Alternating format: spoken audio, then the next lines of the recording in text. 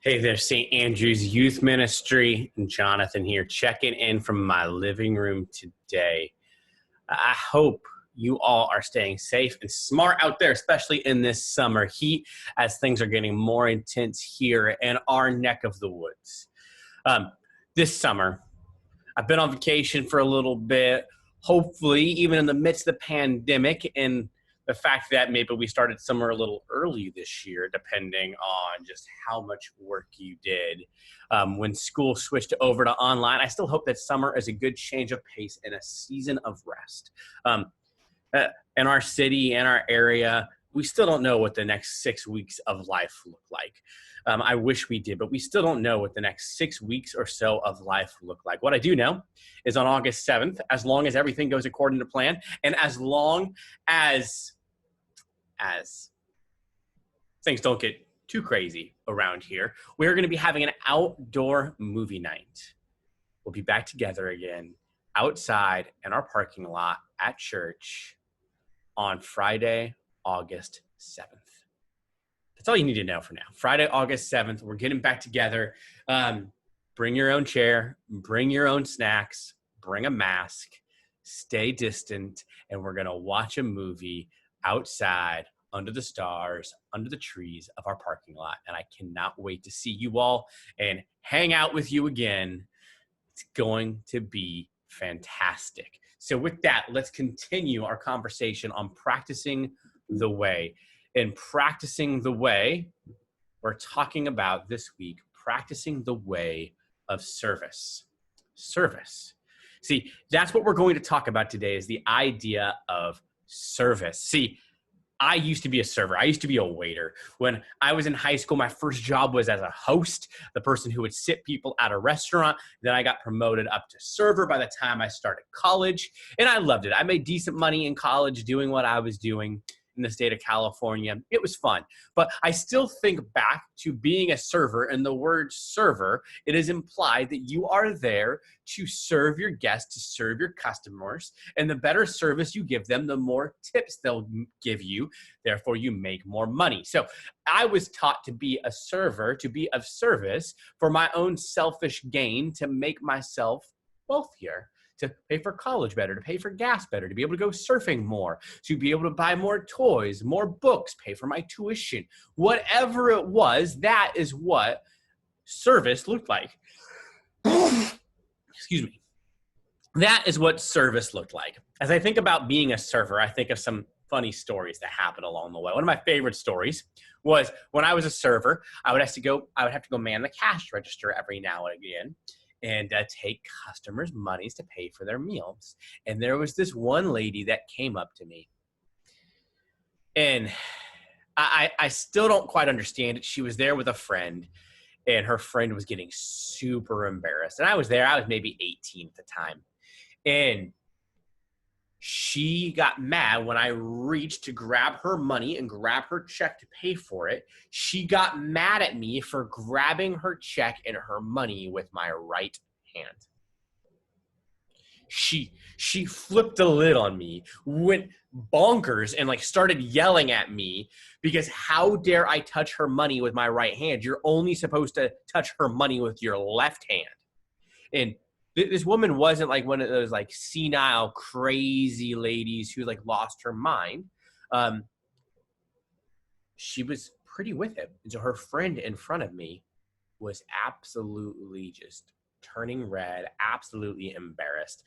Finally, I navigated the waters, got through it, but I still remember that interaction with the customer today because I was just trying to serve her, and she got mad, and it turned into a whole scene. I also think, and I progressed a little bit into my journey of being a server and being a waiter, and one of the things that I think through and I realize is there was this guy named Joe. Joe was a fantastic dude. We were about the same age, both college students, both enjoyed serving. And he came up to me one day and went, Jonathan, you and I are like the two fastest servers here. Customers love us. But there's something I've realized that's different between me and you. And Joe and I had built a relationship. We've been talking a lot. And I was intrigued and curious to see where he was going to go with this. And he went, the difference between you as a server and me as a server is this. You actually care about your customers. And I looked at him and went, what do you mean? He went, I'm just doing this and talking to them and trying to get them to like me so I can make more money and get better tips. He's like, but I can tell that when you're talking to your customers and serving your customers, that you're genuinely interested in getting to know them and that you actually want to get to know them. I just don't understand it, man. That's so crazy to me. And then I was able to tell him about Jesus a little bit more. We've been talking more and more about Jesus. I don't know whatever happened to Joe, but I remember that encounter with Joe to this day. And so when I think of service, when I think of practicing the way of service, I go back to my days as a server. So now let me ask you this question. If we were in person, I'd have you ask this question or answer this question, ask each other this question. What do you enjoy more? Do you enjoy being served or to serve? What do you enjoy more, to be served or to serve? Now, if any of you are familiar with the Enneagram, at some point in student ministry together, we're going to talk about the Enneagram because I find it fascinating. It's helpful for us to figure out how God has wired us and how we can grow deeper and deeper with Jesus. But it's a long conversation for now, but just know if you're an Enneagram 2, that is the helper, service comes naturally to you. Sometimes the flip side of being an Enneagram 2 and identifying as an Enneagram 2 is that you need to learn to be served. So some of you listening to this talk, to this message, to this teaching, are going to naturally be more inclined to serve someone or to be served than others. But what I love about Jesus and that our practice of the week is to practice the way of service. So let me pray, and then we are going to dive into it just a little bit more because it's important for us to know what it means to be a person of service. Let me pray. Jesus, just guide this time in this conversation in the midst of the pandemic. Help our students find a way that they themselves can serve personally every day, all the time, for the sake of you. In your name we pray. Amen.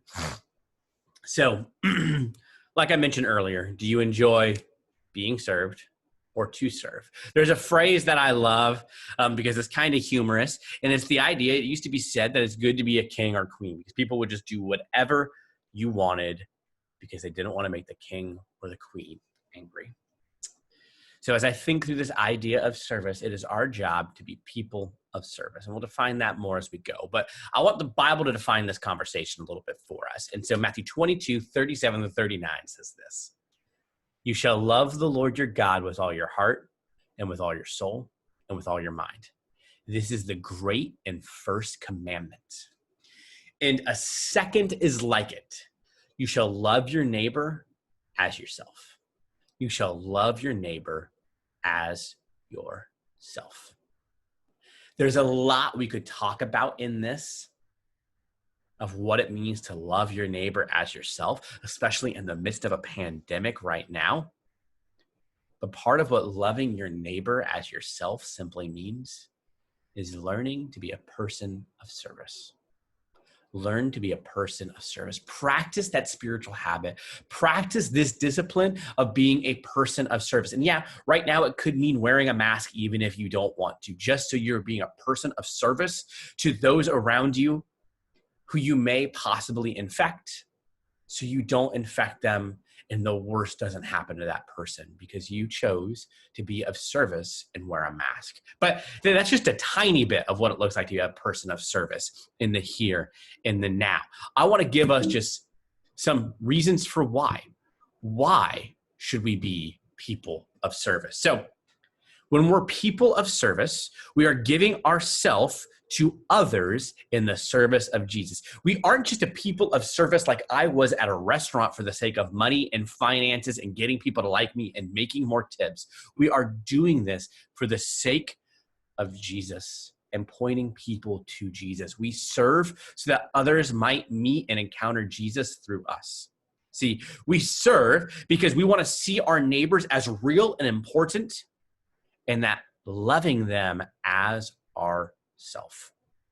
That's why I talk about masks, because it's not about us. The easy way to be a person of service in this season is to wear a mask. It's just simple. But being a person of service is about seeing your neighbor, whether you know them or not, but seeing your neighbor, seeing the people on the street around you, seeing classmates, seeing coworkers as real and important, and learning to love them as you love yourself. That's a long conversation for what it means to love someone as you love yourself. But simply, the golden rule that we hear about doing to others as you want done unto you. It's a great way to think about it. What do you want somebody to do to you? Do you want somebody to make fun of you? Do you want somebody to praise you? Do you want somebody to give you gifts? Do you want somebody to help you out when you're having a hard time? Do you want somebody helping you study for that chemistry test? Do you want somebody helping you edit that paper? Whatever it is that you like being done to yourself that shows you love, how do you show that to somebody else?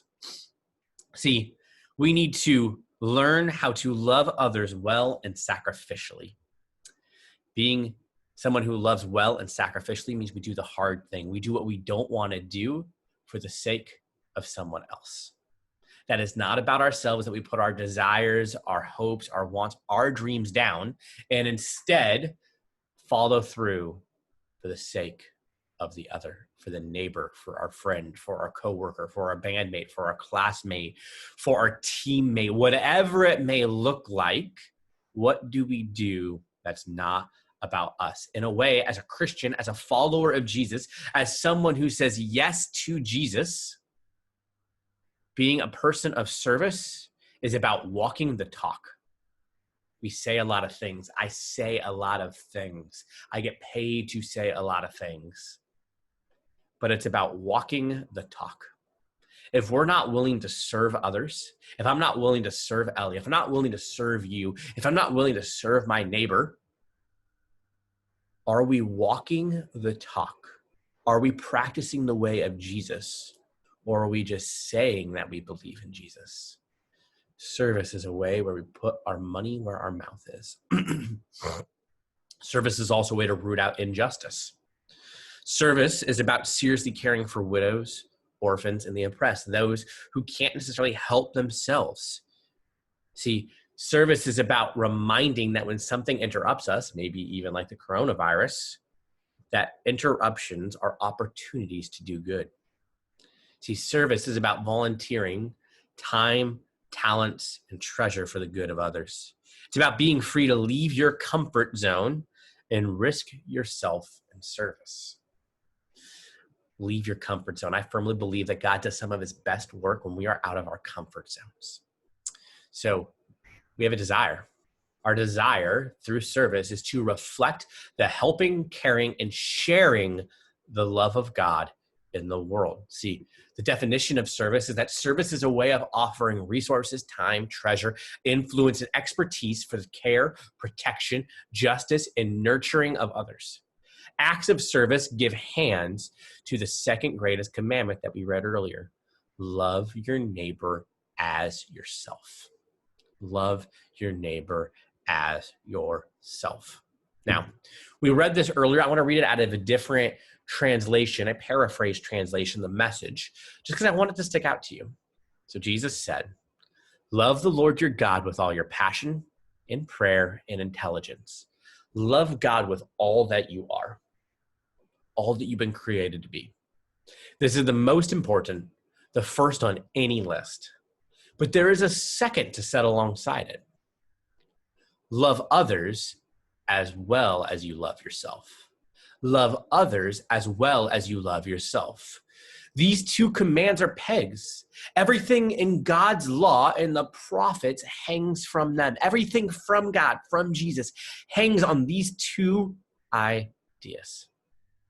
Love the Lord your God with all your passion and prayer and intelligence, and love others as well as you love yourself. This is why we should be a people of service. See, John 12:26 even says this, if anyone serves me, he must follow me. And where I am, there will my servant be also. If anyone serves me, the Father will honor him. If anyone serves me, the Father will honor him. God will honor you. Serve Jesus. Do what is uncomfortable. Love sacrificially. Look out for others. Love your neighbor as yourself. And God honors that. Lastly, Isaiah 58, 6-7. This is the kind of fast day I'm after. So fasting is a way of serving, is a way of prayer where you don't eat, where you sacrifice something in your life to get closer to God. This is the kind of fast day I'm after, to break the chains of injustice, get rid of exploitation in the workplace, free the oppressed, cancel debts. What I'm interested in seeing you do is sharing your food with the hungry, inviting the homeless poor into your homes, putting clothes over the shivering ill-clad, being available to your own families. Serve in practical ways. See, this practice of service, of practicing the way of Jesus, of developing the spiritual discipline of service includes walking the talk like we talked about, being and doing what you actually profess you believe. See, this means doing service projects. One of the things that we were going to do before lockdown and shutdown hit was we were going to do a 30-hour famine where we were going to raise money to give to World Vision, where then World Vision goes and gives that money to an area that needs food. So they buy a bunch of food and resource that area is one of the things they do, and help them in their poverty, in their hunger. We were going to take part in that before the lockdown. So service projects actually right now in the era of COVID are hard because we have to keep our distance. So service projects, find a way you can serve. Now, another way you can practice the discipline of service is through mentoring. Maybe some of you have little siblings. How can you mentor those little siblings? Somebody on your team or your school who's a few years behind you, how can you mentor them to help them get better? It's about gifts of mercy, people who need help in times that are hard. And right now it's hard. I bet you know a family or a friend who is struggling a little bit. How can you give them a gift of mercy, of help in this season that will show them that you're thinking about them and caring about them? See, it's about using your influence. You may not think you're a teenager that you have a lot of influence, but I promise you, you have influence. You're living in Mount Pleasant. You have more influence than you think you do. So how can you use your influence, your power, your position, your status for the betterment of others? And lastly, service is about using your gift to build the kingdom of God. It's about pointing people to Jesus. We do all those items on the agenda to point people back to Jesus because it is not about us. Which is why I want to end it here. I want to get real practical. And there's 3 ways that we can get practical today for you to start playing out this discipline and practicing the way of Jesus of service. Here's the first one. For the next week of your life, I want you to ask someone in your life, starting with those in your house, your siblings, your parents, what you can do to help them and serve them today. So now, here's the note. If you are asking your parents when you wake up in the morning and you go to mom and you go to dad and you ask them, hey, mom and dad, I want to be of service today. How can I help you? Be willing to do anything they ask you to do. You ask to help. You ask to be of service. So be willing to do anything they ask you to do, regardless of whether it means dishes, cooking, laundry, your cat's litter box, taking the dog for a walk, mowing the lawn, weeding. I mean, whatever it is, be willing to do whatever they ask you to do that could be of service. And now here's the side effect with this. I guarantee you that if you wake up in the morning and you do this on a consistent basis for several days, that if you are asking your parents how you can be of service, you're going to impress mom and dad. Like if you're asking and they hear you asking your siblings how you can be of service to them and help them, you are going to win some major brownie points with mom and dad. But that shouldn't be the reason why you do it. It should be because you want to show them that you're putting your faith into action. And if mom and dad ask you, hey, why are all of a sudden are you asking what you can do to help around here? That's so amazing and so fantastic. So we go, well, you know, we talked about it with Jonathan and our message for the week that, you know, one of the spiritual disciplines that we can practice is being a person of service. And I want to be a person of service with those in my life. And once you get that, Expand it outside of your house. Figure out how you can serve your friends, how you can serve your neighbors that are immediately in your context. Maybe figure out how you as a family can get together and serve other families in this time, in this season. Show mom and dad the way. Practice the way. Walk the talk. Secondly, I'm getting so excited. I was getting so excited when our numbers were going down because we were getting closer and closer to being able to dream of regular regathering again. But that day will come. It will come again. We will be having a movie night on August 7th, and hopefully that'll be the first of many, many more gatherings that we will have soon, especially as our new building is opening. We're getting so close to that new building opening. And when that new building is opening, partly because of the new building opening and us having our own dedicated space. Did you know that inside that dedicated space, there is going to be a snack bar if we're allowed to use it in the world of COVID? But in this season, as we open a new space, completely our own, and thanks to COVID, we're going to have some new rules or some new opportunities to be of service when we regather again. So I want you all, as we think about practicing this habit, practicing the spiritual discipline, to dream of areas where you can serve your fellow students in St. Andrew's Youth Ministry when we are able to meet together again. Because we're all going to need to serve each other. So dream of how you can serve. One of the ways that you're probably going to have to be of service simply when we get together and meet in person again is we're all going to be in masks. That's just the safest way to do it right now, especially for the sake that we get permission to meet together again. We're probably going to need to be in masks. That's okay for a season. We also are probably going to need to learn to keep a little bit of distance between us, and that's okay for a season. So those are simple, practical ways we'll all have to serve. But when the building opens, we're going to need people running lights, running sound, running slides. We're going to need people greeting each other, people running the snack bar. We're going to need people setting up chairs. We're going to need people everywhere to help out with our own dedicated space. And I am so excited for that. So dream of the part that you can play when we reopen. Dream of the part in the role that you can play to serve students who both know Jesus and don't know Jesus, to help them find home, family, and community here at St. Andrew's Youth Ministry. We can serve each other so that everyone can be safe and belong inside our walls when we regather again. And I'm so, so excited for that. And lastly, here is a practical challenge that I have for you all this week. On my laptop, I have a list of names.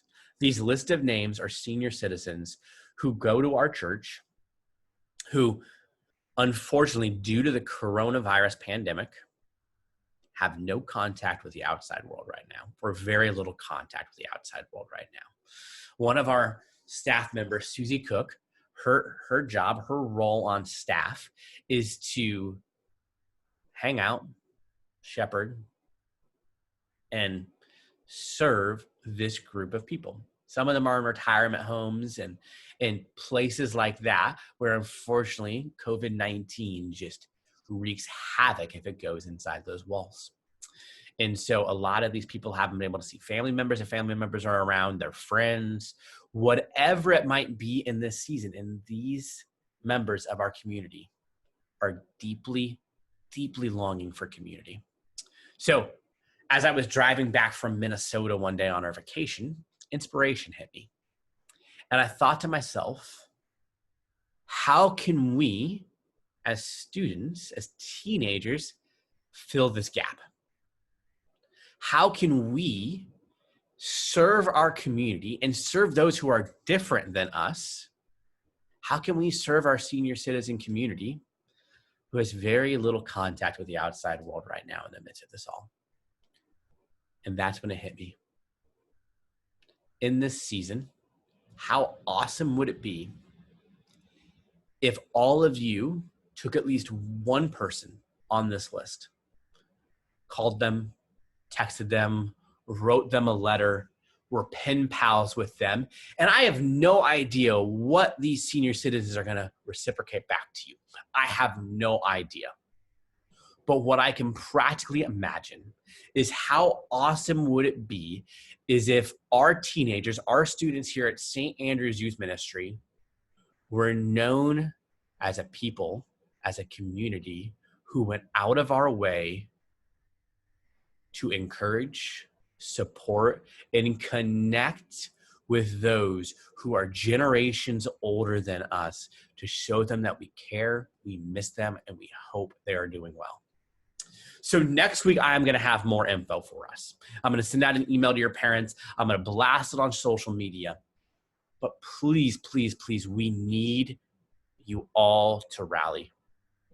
Take 1, take 2, take 5 names. I don't care how many names you take. Just let me know how many names you want. Write them a letter, send them a letter, shoot them a text. I don't know if they have texting. I have phone numbers for them. I have addresses. And just show these members of our community that you care about them and you hope they're doing well, and tell them that you're praying for them, and pray for them. And I'm excited to see what will happen of this and what type of relationships intergenerationally we can create through this practical way of serving. That's what I got for you, guys and gals. Be a people of service. I'm excited to see how this particular challenge is going to play out for us in the next week. It's going to be fun. It's going to be different. Some of you maybe have never written a letter before. I don't know. It's going to be exciting to see. Maybe other than your grandma or grandpa, you've never talked or hung out with a senior citizen before. This is going to be a great opportunity for you to learn and for you to practice service. I'm so excited. Until next time, students, grace and peace.